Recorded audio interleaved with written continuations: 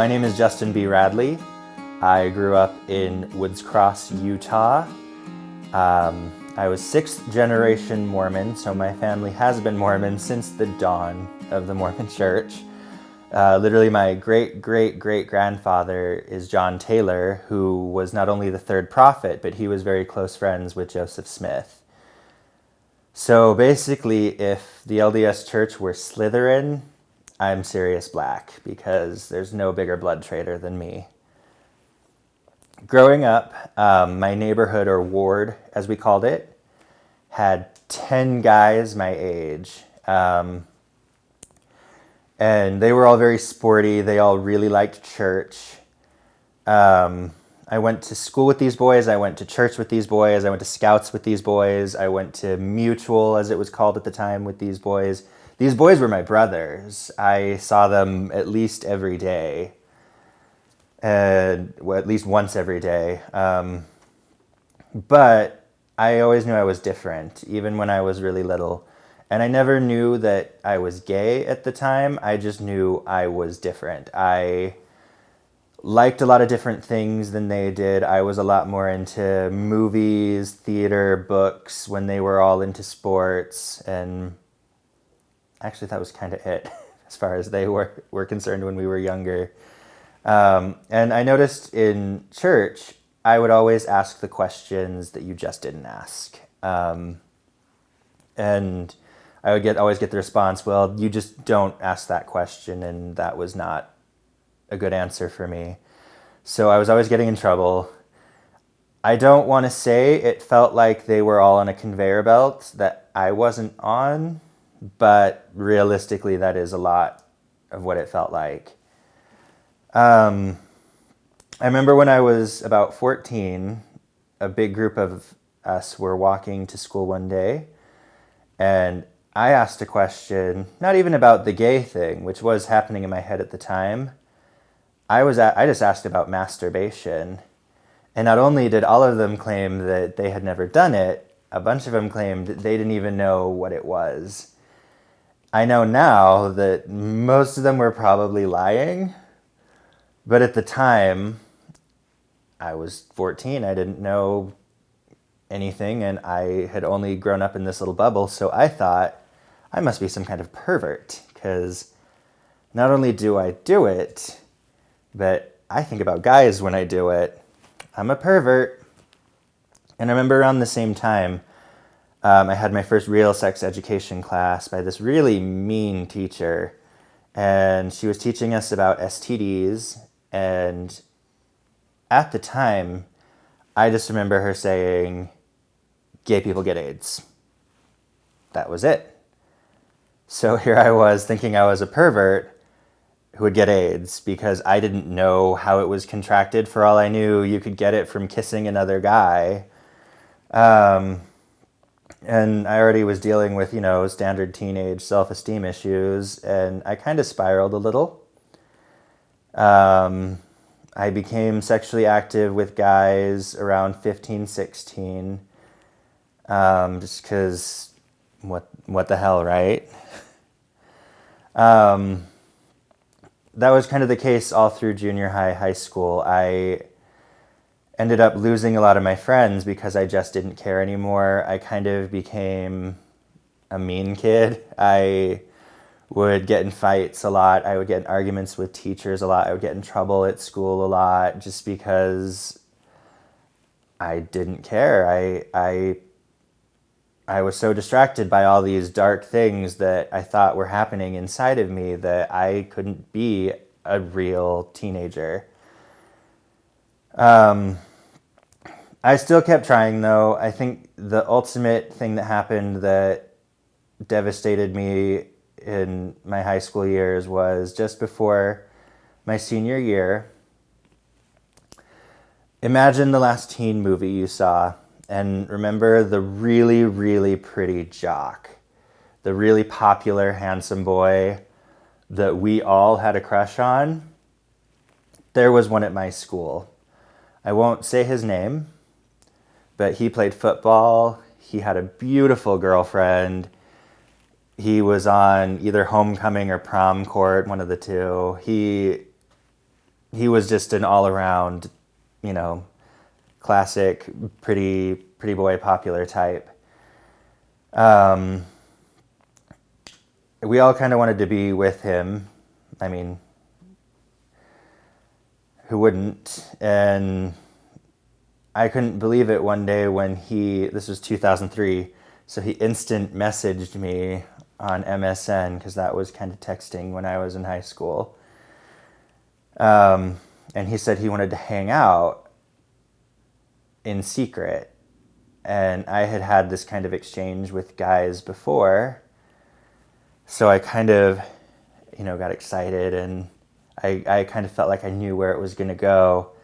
So we met at this trail up behind the Bountiful Temple, and we went hiking. We were hiking for about a half hour when he told me to follow him up this kind of unmarked path.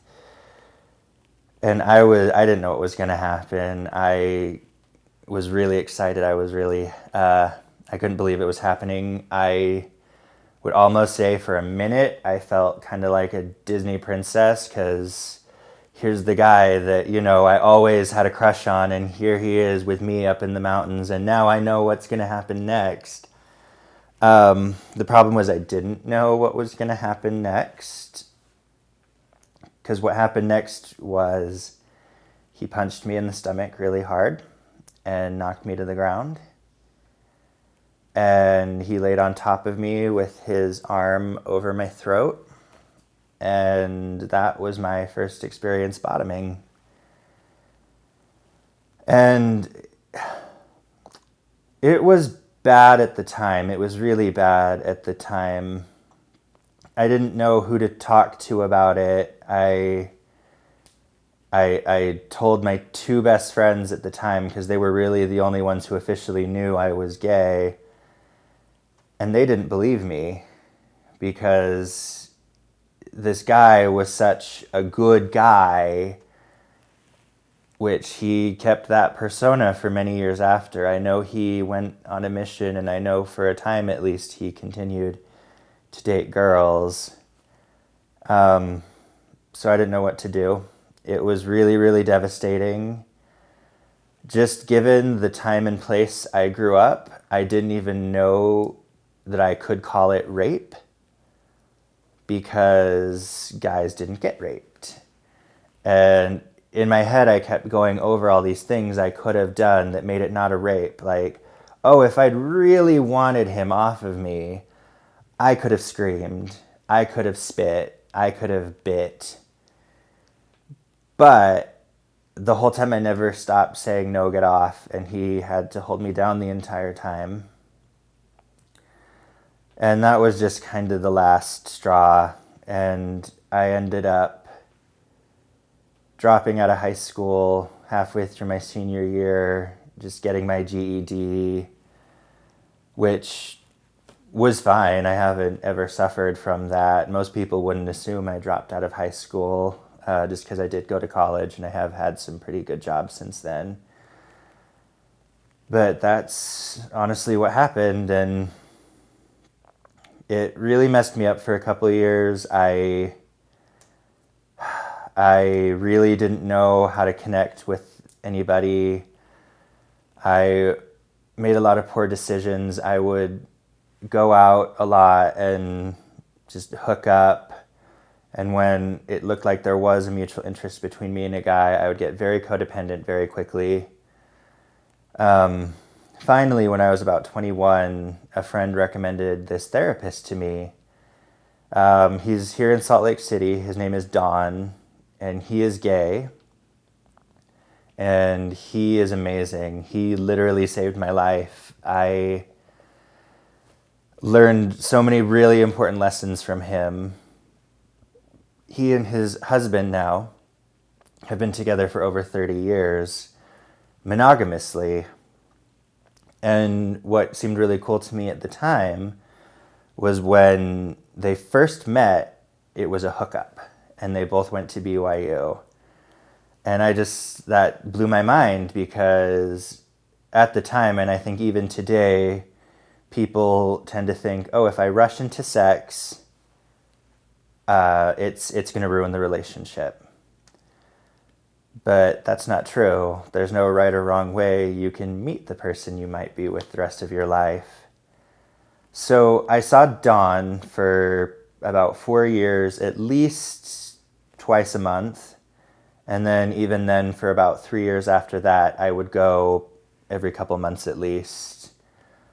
I really overcame my self-esteem issues. I'm so grateful for that. I had all these negative things that were just implanted in my head, and I won't say that was the church.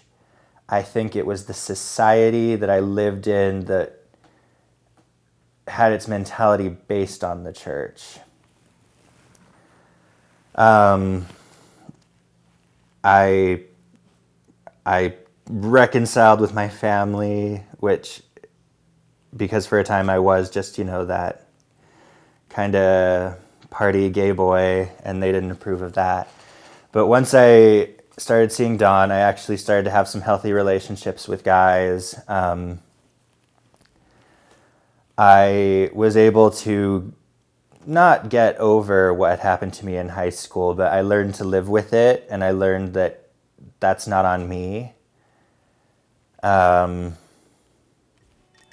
honestly do sometimes wish I could go back in time to little 14-year-old me who didn't know any better and just take him by the shoulders and say, hey, it's gonna be okay.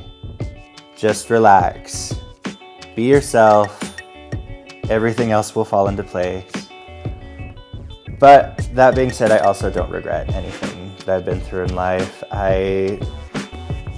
Now I live in Salt Lake. I have a lot of great friends. I'm part of a great community, both gay friends, LDS friends, gay LDS friends, and I'm really happy right now. And it's crazy because there was a point not long ago when I didn't know that being happy was an option for me. And that's my story.